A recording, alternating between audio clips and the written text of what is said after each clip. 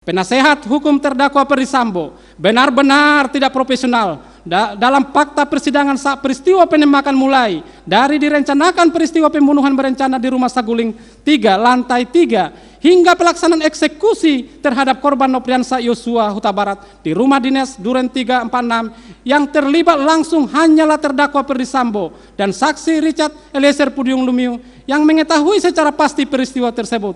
Akan tetapi terdakwa Ferdy Sambo sebagai orang yang merencanakan intelektual dader berusaha mengaburkan fakta dengan cara tidak berterus terang atau tidak jujur. Hal tersebut didukung oleh tim penasihat hukum dalam membela kepentingan terdakwa Ferdy Sambo. Keterangan saksi Riki Rijal Wibowo dan saksi Kuat Maruf yang dijadikan landasan oleh penasihat hukum merupakan keterangan yang tidak dapat diakui kebenarannya sehingga patut untuk dikesampingkan karena keterangannya mengandung ketidakjujuran dan merupakan pengikut setia terdakwa Ferdy Sambo. Terbukti penasihat hukum terdakwa Ferdy Sambo dan penasihat hukum saksi Riki Rijal Wibowo dan saksi Kuat Maruf adalah penasihat hukum yang sama dan mempunyai satu pemikiran yang sama sehingga tidak dapat diakui kebenarannya dan patut dikesampingkan.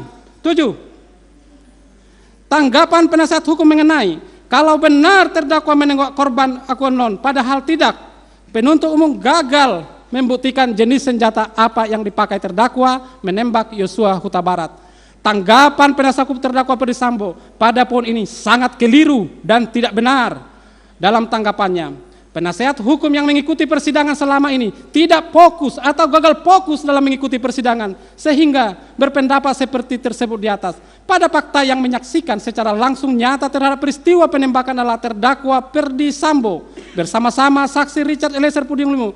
Meskipun saat peristiwa tersebut terjadi ada saksi Riki Rijal Wibowo dan saksi Kuat Maruf dan saudara Putri Chandrawati, akan tetapi ketiga orang tersebut dikondisikan seolah-olah tidak mengetahui kejadian peristiwa tersebut. Padahal peristiwa tersebut terjadi di dalam rumah dengan ruangan yang kecil dan satu titik kejadian sehingga sangat tidak masuk akal jika saksi Riki Rijal Wibowo dan saksi Kuat Maruf saudara Putri Chandrawati tidak mengetahui peristiwa tersebut dan saksi keterangan saksi Richard Eliezer Pudium Lumiu yang menyatakan jika terdakwa Ferdy Sambo ikut melakukan penembakan dan sepengetahuannya menggunakan senjata Glock milik terdakwa Ferdy Sambo dan menggunakan senjata HS milik korban Nopriansah Yosua Huta Barat. Lalu, apakah tim penasihat hukum dapat dikatakan tidak bisa membuktikan senjata mana dan nomor seri berapa serta siapa pemilik senjata yang digunakan terdakwa Ferdy Sambo untuk menembak korban Nopriansah Yosua Huta Barat?